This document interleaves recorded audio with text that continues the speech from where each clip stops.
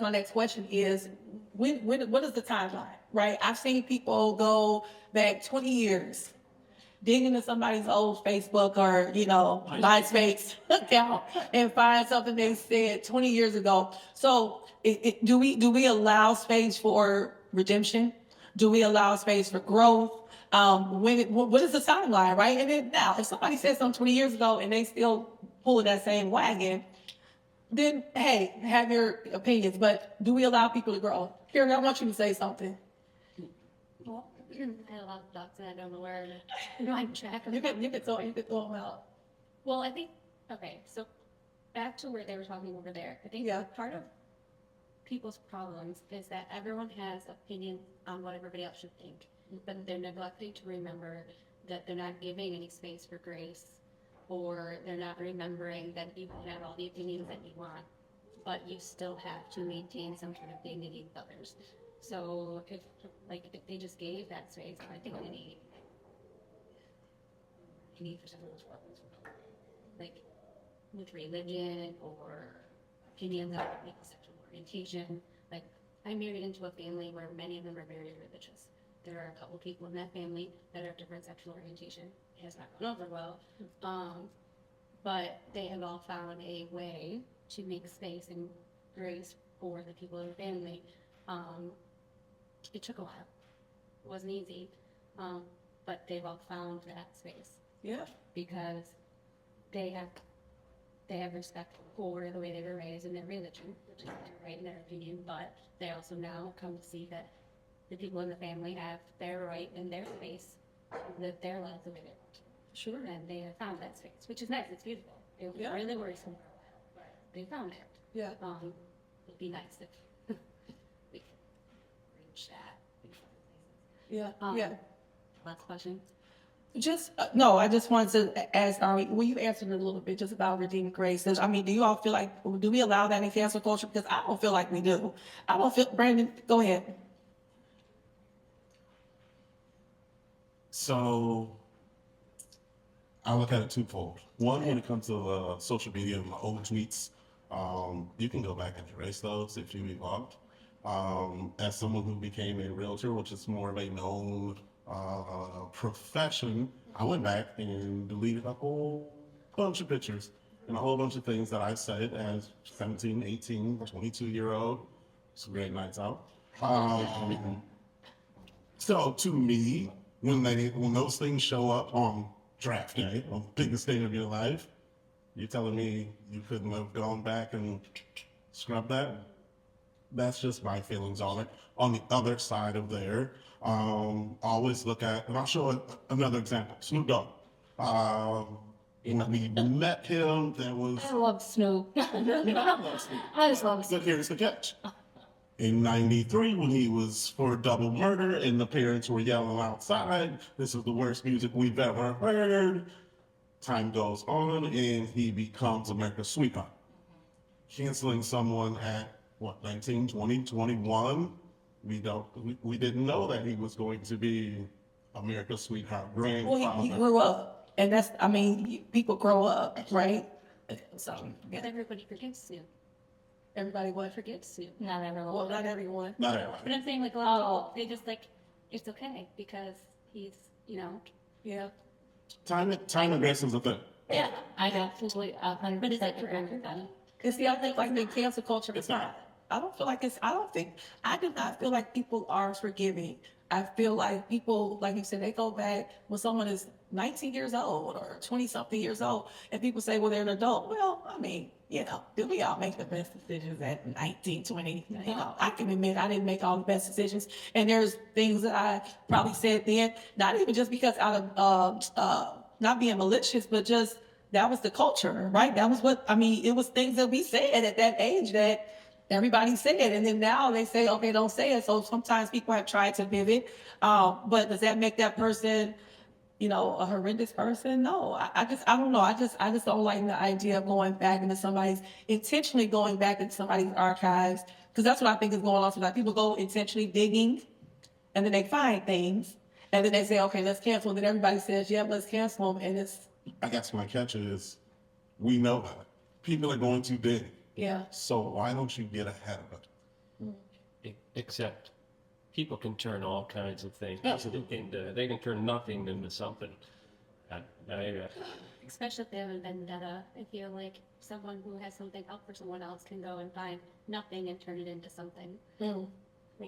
I ran for office. My grandfather was a Mexican, came across the border.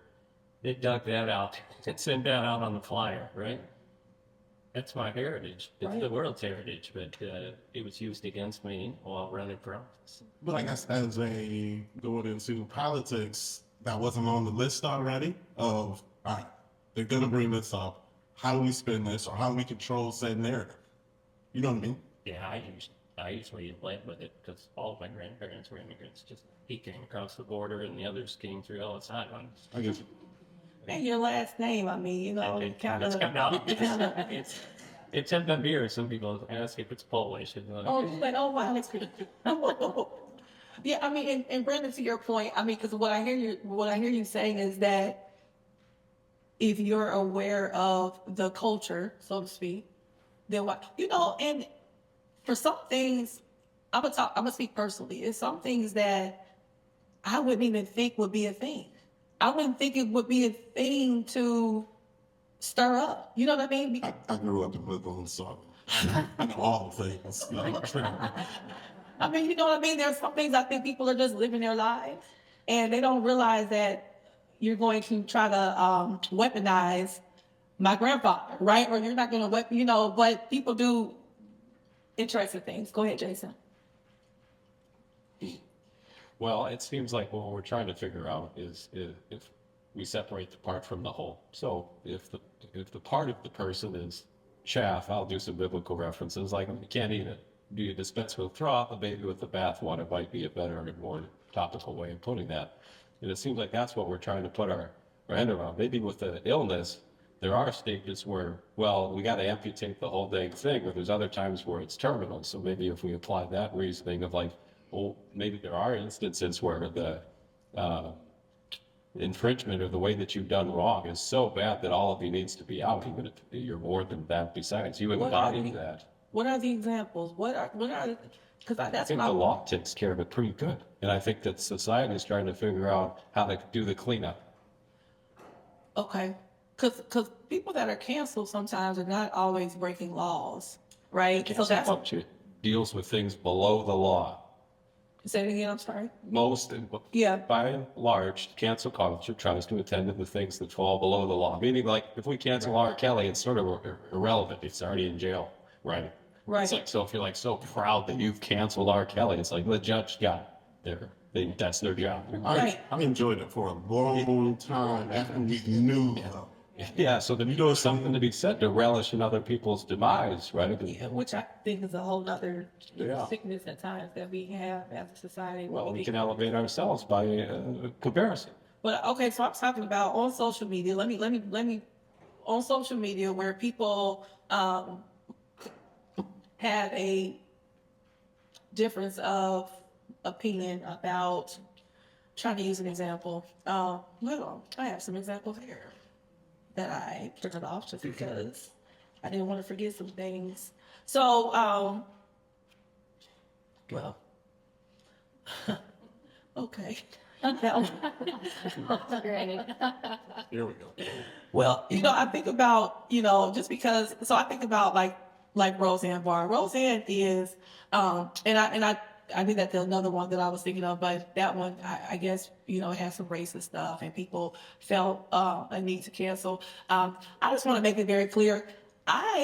Because people always ask me this because I happen to be Black and I live in Midland and they want to know how I feel about stuff when it comes to race. But I'm not canceling anybody because they said the N-word. Me. I don't want to cancel that person. I don't want to shut their mouth forever. I would love to talk to them. I would love to get to know them. I love knowing where people come from. Like, I love to know your position. I love to know what you feel.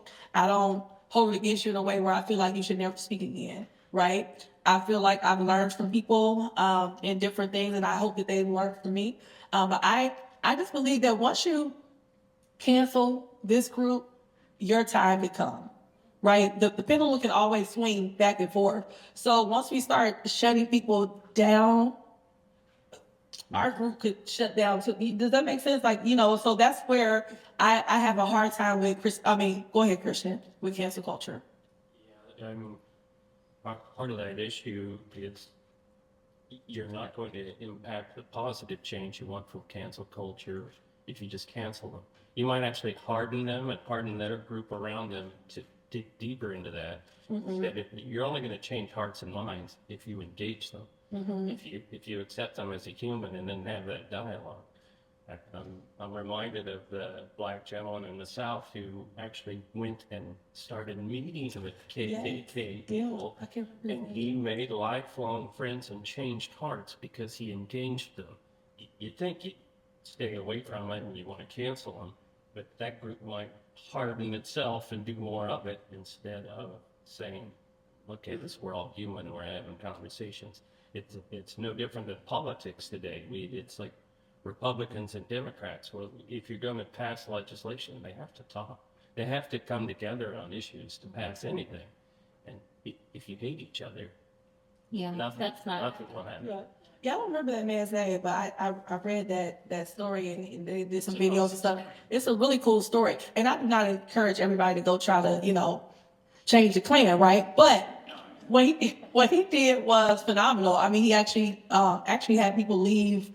They stopped being, you know, white supremacists because of their relationship and their friendship, and they grew. And I think it's a admirable thing that he was doing. But I'm gonna go back to what I'm saying about Roseanne Barr. She is an example. We had Kevin Hart. That was canceled because of past things that he said. You know, Roseanne, I think she did some like racist tweets that people perceive to be racist. I should say it that way. And then we had J.K. Rowling, is that her last name? She got canceled because of her beliefs in sexual identity, and people felt that she was offensive in what she said because she didn't agree with it, so they wanted to cancel, right? And so yeah, it's an interesting conversation, and I always ask the question, who decides, right? Because we do have a mob mentality. I think as humans, I think we kind of do it. We like to, nobody wants to be the one to say, this is why I'm doing it. Like, they have to try to explain it. So we just kind of join in with things.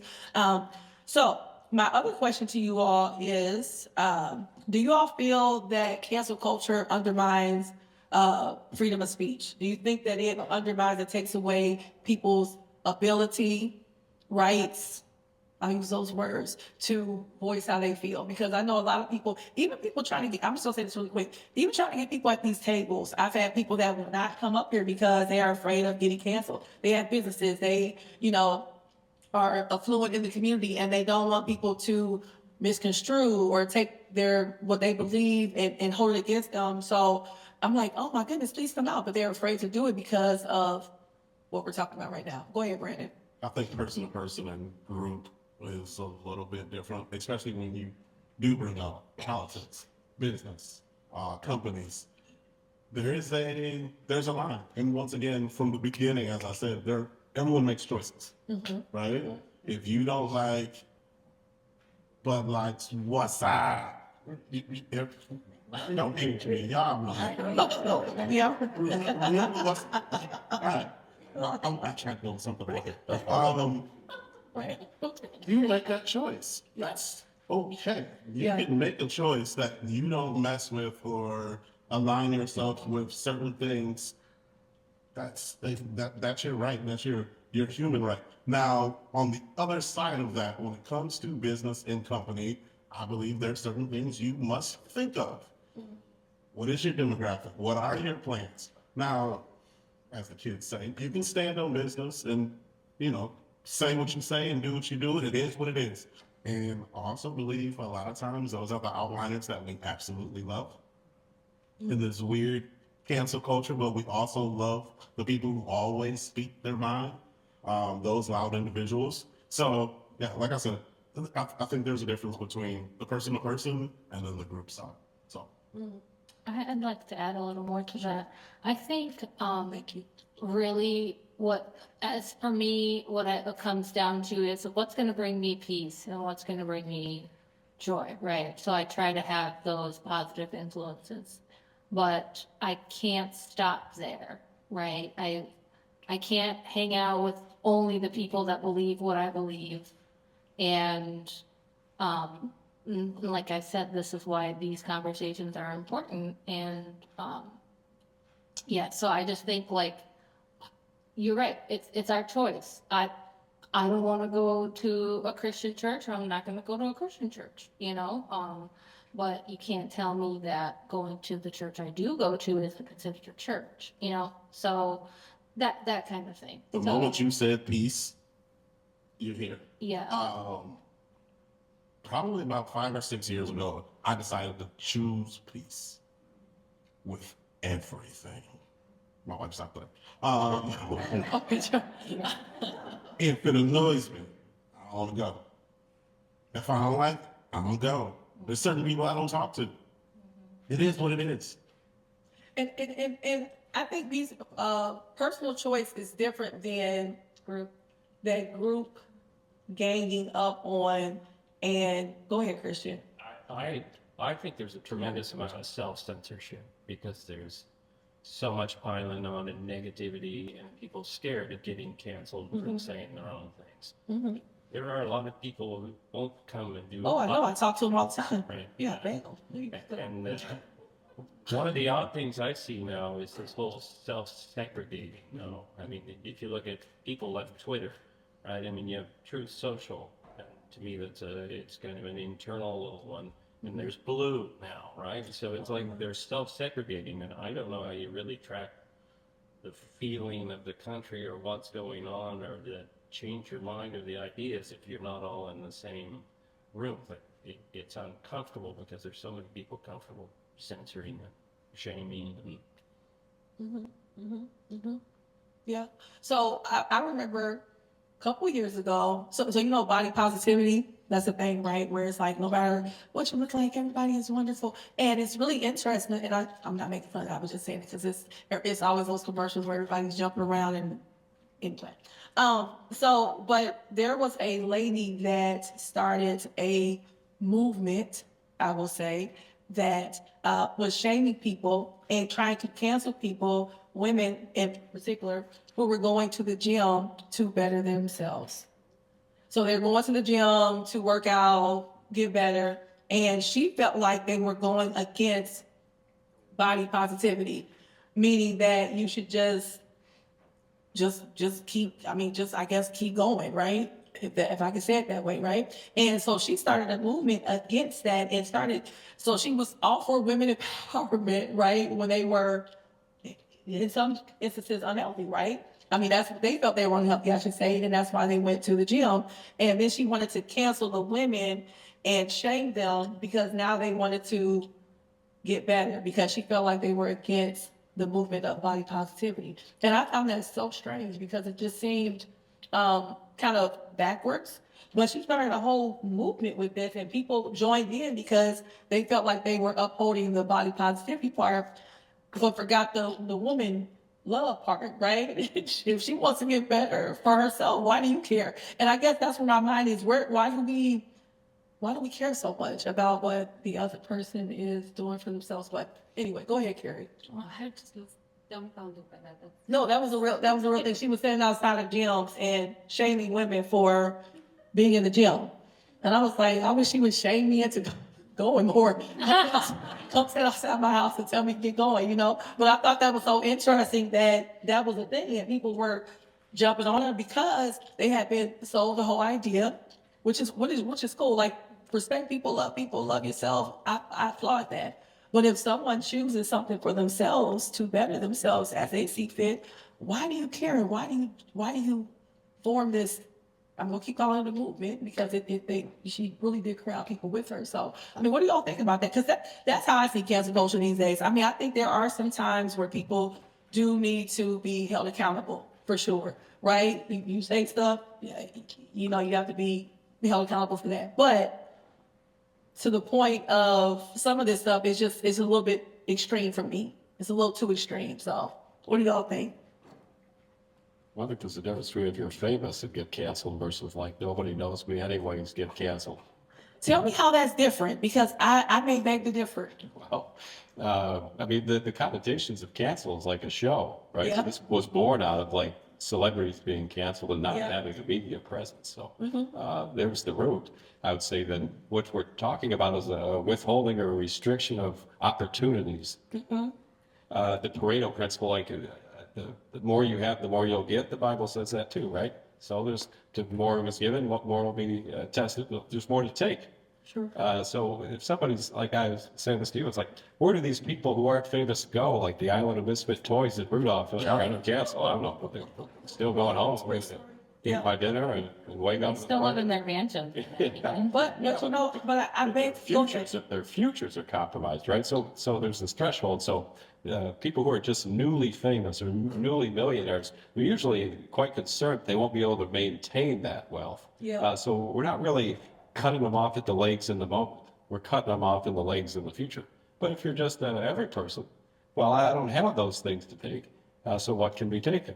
I don't have 1,000 followers. Like, I'd be in the negative if I lost 1,000 followers. Yeah. Right? So if we just talk about these more typical consequences, they're not the same if you're famous versus every person. different, right? What's to be lost if you're an everyday person? Think about it. And if you, on social media, you have so much. I mean, like the example you gave earlier, Christian, you have an everyday person did something, said something. I mean, people say stuff on social media, they comment, right? Everybody says, find out who they are, find their job, look up their employer, contact them. And then you have thousands of people that are contacting this person. We didn't know Billy before. Billy had no name. And now Billy has, his employer has been called. Now the employer has some type of, feel like they have to, do something about it. So then the employer fires Billy. Now Billy, who we didn't know, who is a nobody, so to speak, right? Now doesn't have a job, can't get employed because now when you type in his name on Google, that's what comes up. So it happens to, I mean, I'm seeing it. I don't know, do y'all see it? Because I'm seeing it. Anybody else see it? And when we see Billy in the drop-off line at Plymouth Elementary, I'll be rolling my eyes. Well, it sounds like, well, what's the transgression that Billy committed, right? So there's like, I just don't like you no more. And this happens at a kid lunchroom, right? Billy's being racist on the internet, so. Yeah, so you're up there, and it's some pretty significant things. But the point about the conversation we're having is people who undeservedly or unknowingly ran into this cancel thing. Like, oh my God, I can't believe I got canceled. It's like, we're being racist. You didn't get the memo up until now that that's not tolerable? Well, then maybe that's what you get. We're canceling too much. I mean, we're canceling comedians. Comedians. So let's talk about that. Ourselves, right? I mean, what do y'all think about that? I had something here about comedians, but Comedians' job are to poke fun at the perceived order that we've maintained or established. That's fundamentally what they do, is they poke at the frailty of it or the hypocrisy of it, and that's fundamentally what's being done with the joke. Otherwise, it's not a joke. see, okay, so what does that mean? What does that, no, seriously, what does that mean? Because I've heard that. They can tell jokes until it's not a joke. When it, Who decides the joke? Right? yeah. Who decides what is Because some funny people or don't think anything's funny. Because I grew up on humor that will make people cry. Right. You know what I mean? Where it was like, that's what I mean, I always say, if you Ooh. check out the group chat with me and my friends from high school, we're all canceled. As a comedian's gonna be a comedian. And once again, this goes back to choice. There's certain people I don't listen to. The way they structure their comedy and the things they say. Maybe it's too many black jokes, and I'm like, that last one wasn't funny. That's what I'm like that. yeah. Once again, my prerogative. Now, let me explain. I'm also not going to be at Sorrento with a picket sign like, hey, y'all don't go in here. That's your own business. If you like him, give me $55 and, let me go.